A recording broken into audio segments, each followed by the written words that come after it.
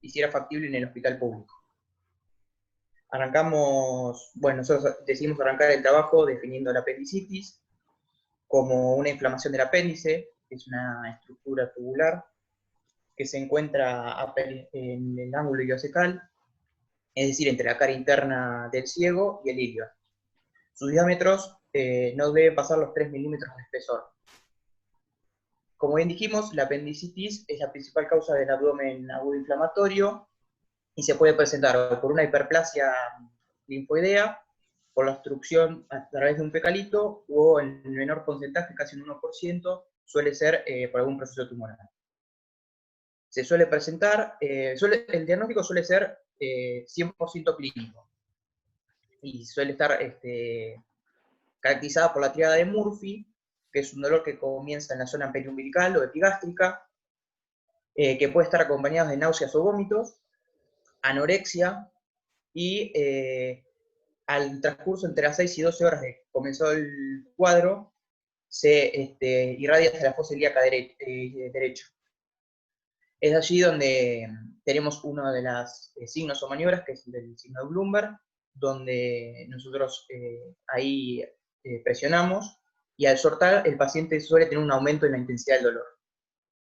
El médico puede acompañar este diagnóstico de un laboratorio completo, donde lo principal es ver los leucocitos, que si están entre 10.000 y 15.000, podemos decir que hay un proceso inflamatorio, por lo tanto podemos diagnosticarla. También puede ir acompañado de una ecografía, en la cual podemos ver líquido o absceso, y ir acompañado de una radiografía, que en este caso, en el trabajo nuestro, lo que se decidió, lo que decidieron los autores y los médicos para llevar a cabo, fue esto, fue acompañarlo de una radiografía.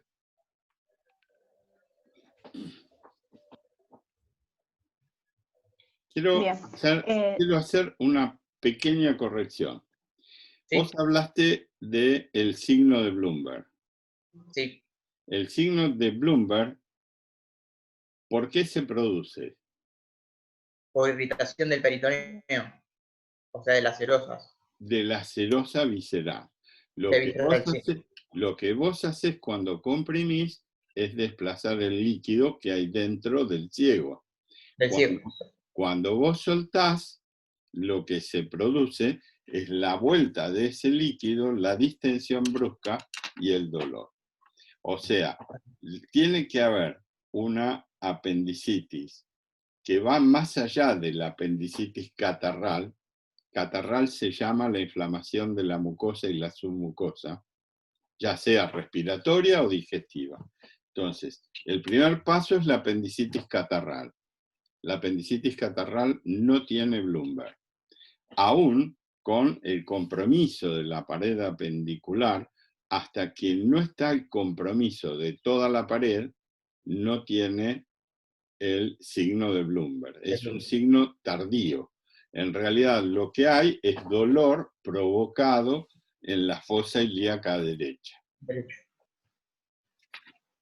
Muy bien, tenías el concepto, lo que pasa es que quisiste abreviar y quedó como que... Claro, quedó como que sí. Exacto. Quedó todo muy junto.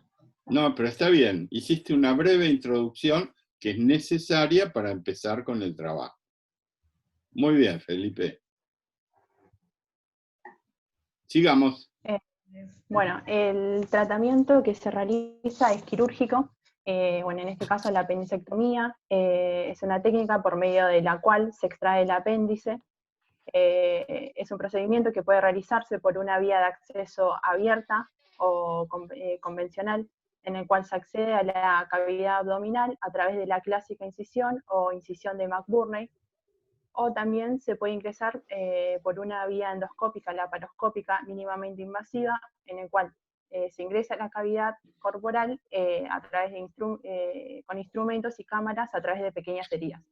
En este trabajo, todos los procedimientos eran realizados por vía laparoscópica a partir de la técnica con 3 trócares, y fueron practicadas por residentes de cirugía y estaban bajo supervisión de un cirujano de planta.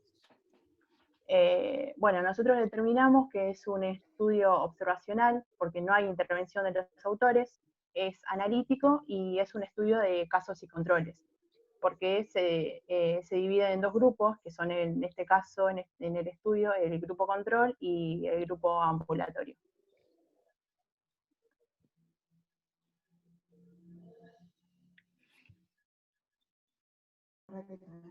Siguiente. Estoy teniendo un problema que las diapos a mí se me cambian, pero a ustedes les aparece después. Ahí está.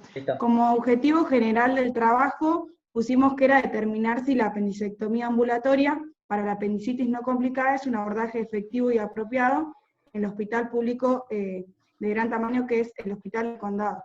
En este hospital, bueno, trabajan los que son los autores del trabajo, y es un hospital que atiende a una población que o sea, tiene un nivel socioeconómico bajo, o sea, no tiene recursos, y además no tiene cobertura médica. Ahí.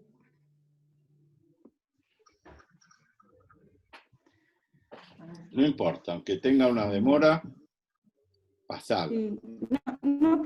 O sea, le puse transición y se la saqué como para ver si iba más rápido, pero no sé cuál es el problema. Me fijo en...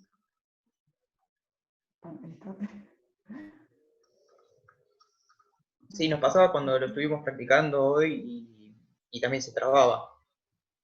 Probamos con otras computadoras de los chicos y también lo mismo. Así que no sé qué problema es. Por ahí es un problema de la plataforma. Cuando yo lo hago desde acá,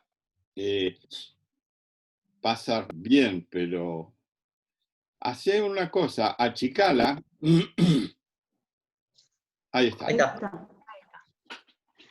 Bueno, como hipótesis del trabajo, bueno, hay una alternativa y una nula. Como alternativa pusimos que la apendicectomía ambulatoria es segura en el hospital público y resulta también en un acortamiento de la estadía hospitalaria y los costos de atención.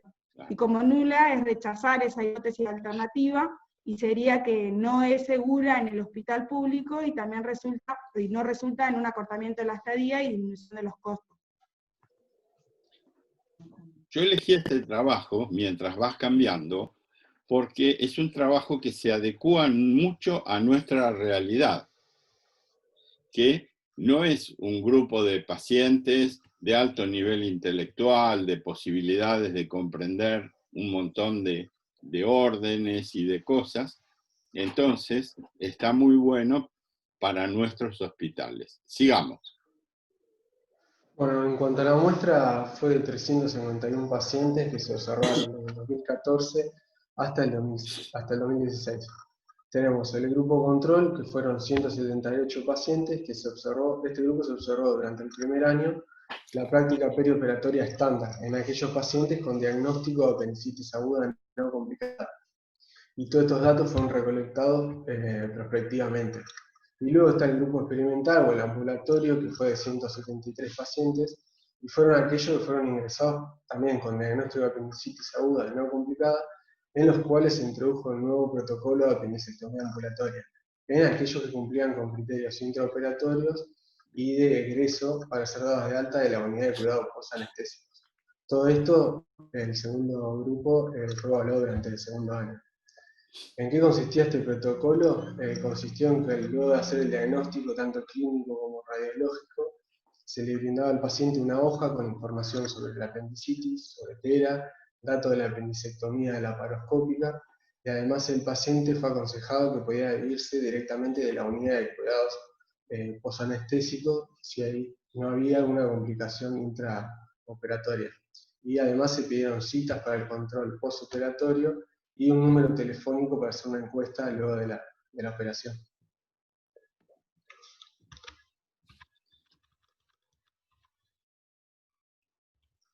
Pasale, Flor.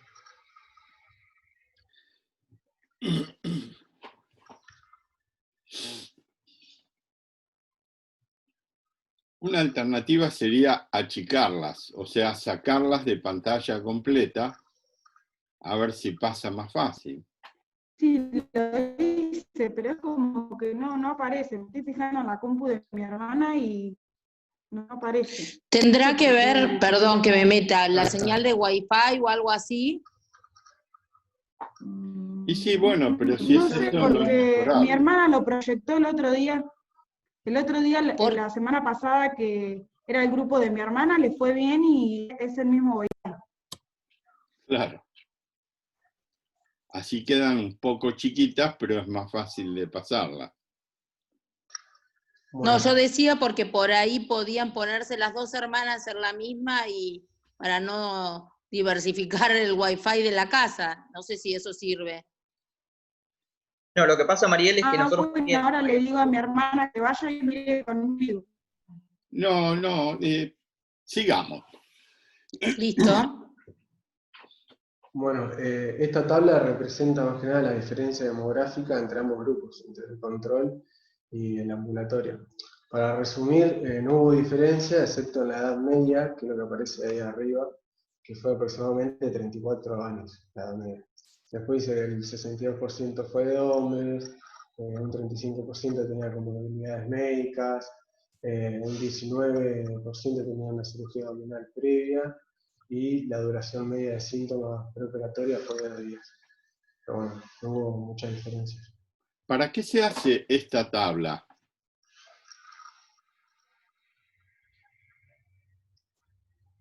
Para comparar Sería la más que diferencia entre ambos nada para grupos. diferenciar entre ambos grupos en cuanto a la edad, si tienen alguna comorbilidades.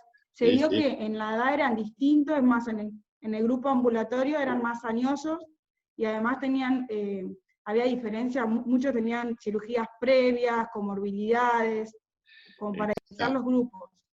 Estas tablas se hacen siempre para tratar de evitar las variables intervinientes. Esto es, aquellas variables que puedan actuar sobre el resultado y no ser la variable independiente. Esa es la idea que tenemos que tener siempre en estos manejos. O sea, ya tenemos un estudio que está ensuciado por diferencia en las edades. De todos modos, como en teoría es el grupo que va a tener una ventaja, si a pesar de todo tiene la ventaja y no lo perjudica tener un grupo más añoso y con más comorbilidades, entonces la diferencia sería más importante todavía. Vamos con los criterios de inclusión y exclusión. Sí. De hecho, eso lo que mencionaste es una crítica que nosotros después le hacemos al estudio, porque después, bueno, más al terminar lo decimos, como para... Claro.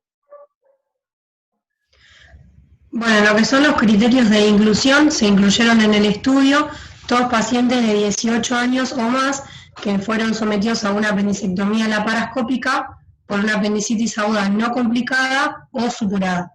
Y se excluyeron a las embarazadas, a los internos de la penitenciaría, también a los que tenían perforación o gangrena y a aquellos a los que hubo que pasar a una cirugía abierta. ¿Por qué se hacen los criterios de inclusión y de exclusión? Yo creo que para seleccionar más la muestra, En realidad, también para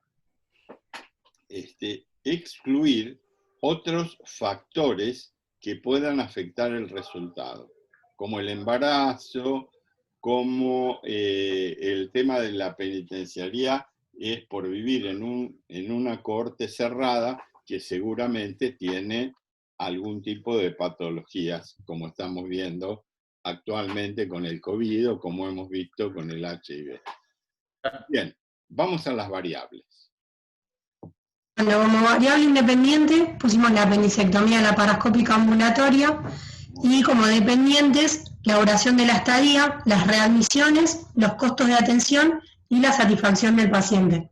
Con respecto a lo de la satisfacción del paciente, se criticaba otros estudios porque nunca habían incluido esto.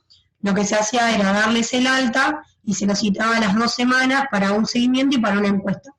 Esa encuesta estaba basada en una escala de Likert que iba de 1 a 4, donde 1 era un desacuerdo extremo y 4 era lo opuesto.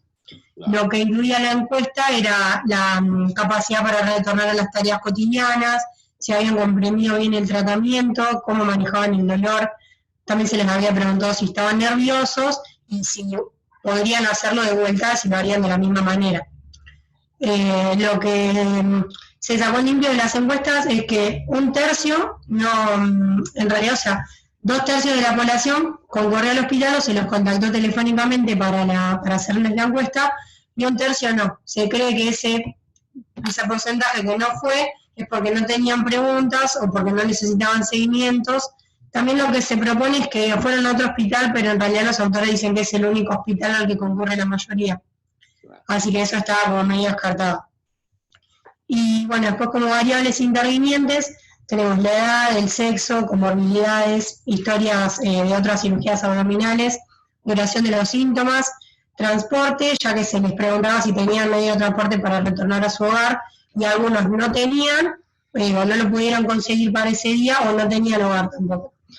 Bueno, los criterios de egreso también los remarcaban bastantes, tenían que tener signos vitales normales, tolerar la ingesta oral, haber orinado, poder deambular, tener los apósitos limpios y secos, y el médico tenía que considerar que ya estaba listo el paciente para ser dado de alta, haciéndole la prescripción de los medicamentos y además citándolo a las 2 semanas para la encuesta.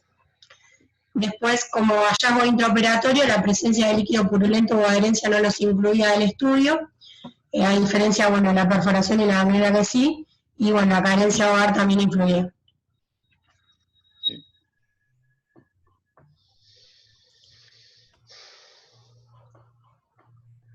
Como ven, ellos tienen muchos de los mismos problemas que tenemos en los hospitales públicos, hasta la carencia de hogar. Pacientes que los operamos en pleno invierno y se tienen que ir y a lo mejor son homeless y no se quieren ir, y es lógico que no se quieran ir, y muchos de ellos se quedan en el hall del hospital público. Bien, sigamos. Bueno, los resultados que se obtuvieron del estudio en la apendicectomía laparoscópica ambulatoria versus el control, lo que se evidencia en la primera parte es el tiempo quirúrgico, que fue mucho más corto, de la laparoscópica versus de la ambulatoria versus control. Hubo mayor tiempo en recuperación y una disminución en cuanto a transiciones en enfermería.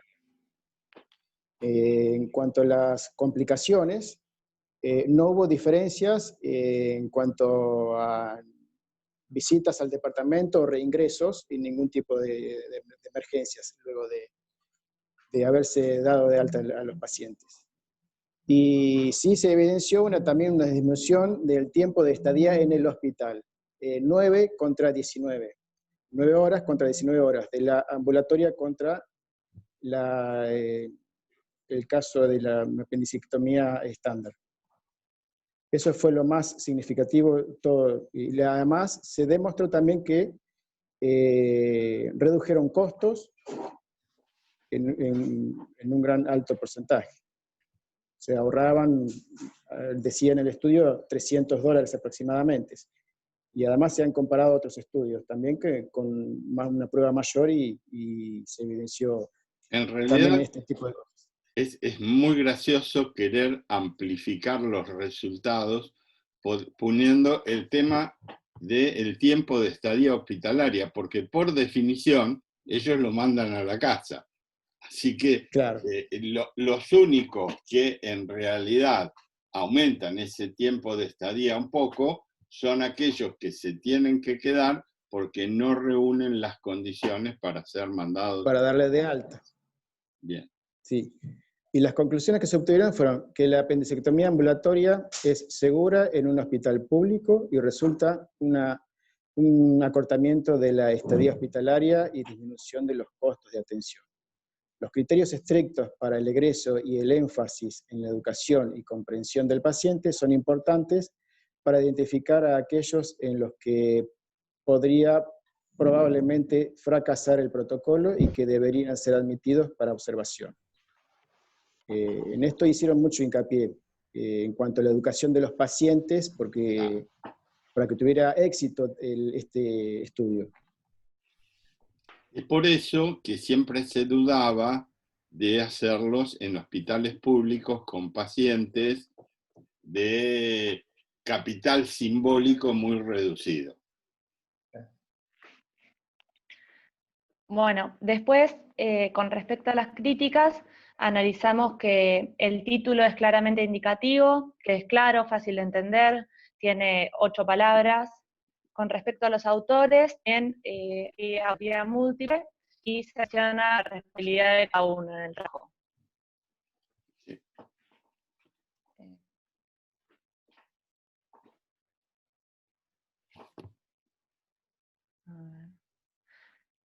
No sé si seguir, pasa que sí. Hasta que pase. Como quieras. ¿Les aparece bueno, la diapo de resumen? Ahí sí. Sí, ahí sí. Ahí sí. Ahora sí. Con respecto al resumen, lo que vimos, que no estábamos, o sea, que puse que no, era que dice que escribe el objetivo de hipótesis en el primer párrafo, y bueno, que esto no es así, y tampoco estábamos de acuerdo en que sea conciso porque tenía 269 palabras, y ahí dice que era un máximo de 250.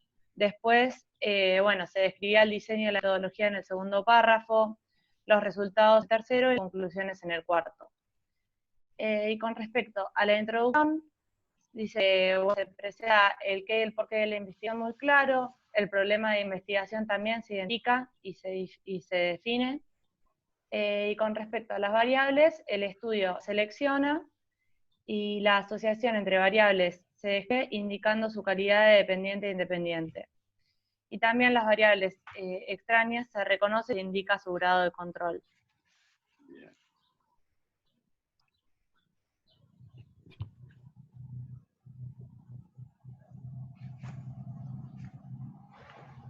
Bueno, en cuanto al objetivo y la hipótesis, los objetivos son adecuados, claros, concretos, medibles y están expresados en forma afirmativa y en infinitivo.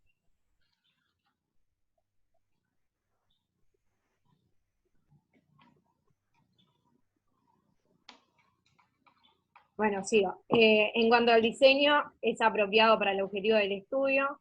No se describe la intervención del investigador, porque en este caso el investigador solo observa y no interviene.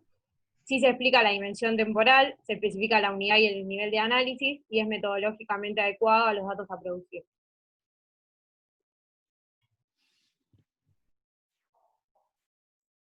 Y bueno, sobre la población y la muestra, la población estudiada se identifica y escribe con claridad, el tamaño de la muestra se calcula de acuerdo al objetivo, diseño, muestreo y análisis estadístico. La muestra es suficiente para garantizar la validez del estudio, para esto usamos la fórmula que nos dio que era adecuada. Y el método de selección y asignación de sujetos a los grupos, tanto de estudio y control, es dudoso, ya que si bien todas son apendicectomías, solo se incluyó a pacientes de ese hospital, y el protocolo para incluir y excluir pacientes no era muy estricto. Cualquier hallazgo intraoperatorio, como gangrena o perforación, o la conversión a una apendicectomía abierta, ya excluía al paciente del estudio. A ver. Y se excluyeron una cantidad importante, el 35% se excluyeron. Bueno, en cuanto a los resultados, la recogida de datos, los instrumentos de recolección son adecuados, se describe la validez y confiabilidad de cada instrumento. En cuanto al análisis, la elección del procedimiento estadístico es adecuado. Los grupos de estudio y de control son comparables. Las variables se organizan en grupos lógicos clínicamente y se indica con precisión la duración del estudio.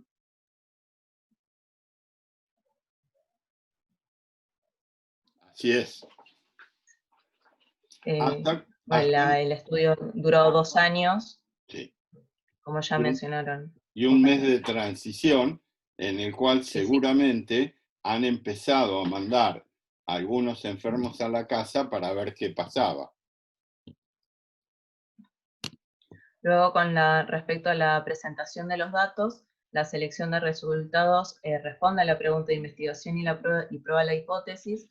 Los datos se presentan en forma objetiva, no se informa el riesgo relativo ni el intervalo de confianza, los términos estadísticos se usan en forma experta, los valores de P se presentan correctamente, en el trabajo se informa que la P es menor al 0,05, comprobada por pruebas exactas de Fisher para los datos nominales, la prueba de Mann-Watney para datos ordinales no paramétricos, y la prueba de T para los datos ordinales paramétricos. Luego las tablas son simples y no se presentan gráficos.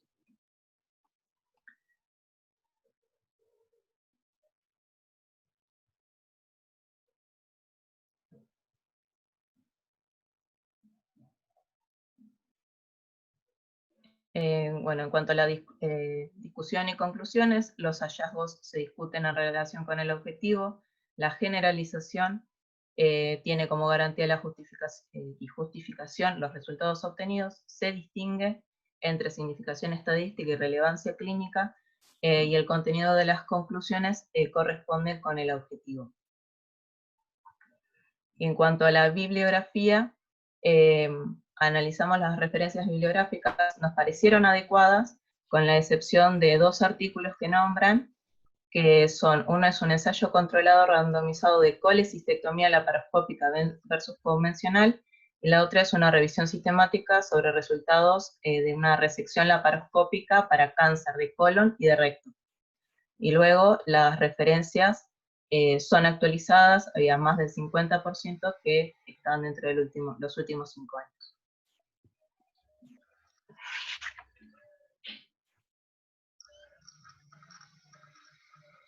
Bueno, si ustedes tuvieran que decir si genera evidencia las ventajas de la cirugía laparoscópica en modalidad ambulatoria para la apendicectomía, ¿qué dirían?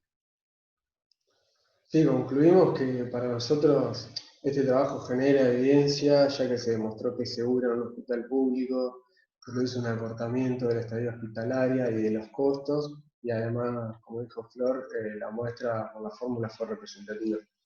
Aunque hubo diferencia de edad media en ambos grupos, se excluyeron a muchos pacientes, y demás. Claro. Esto nos da una idea también, que si nosotros lo vamos a utilizar en un hospital de los nuestros, también tenemos que ser muy precisos y descartar y dejar internados a todos aquellos pacientes en que tengamos dudas.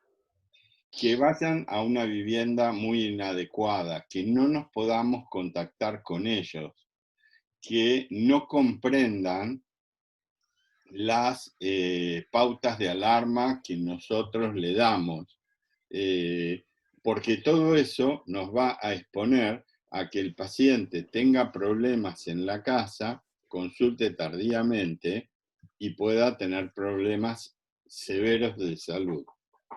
Pero se puede hacer, nosotros lo hemos hecho en el Hospital Rossi, con apendicectomías, con hernioplastías, y realmente funciona. Las hernioplastias se hacían por la tarde, en forma electiva, y los pacientes se volvían a la casa en micro. Realmente era como ir al dentista. Esa era la idea, perder la sensación de que te operaron y que tuviste una enfermedad o algo que pueda dañarte psicológicamente. La percepción de enfermedad se hacía bastante pobremente, y eso es buenísimo para poder resolver un problema de salud, ¿no? Bueno, muy bien, ¿eh?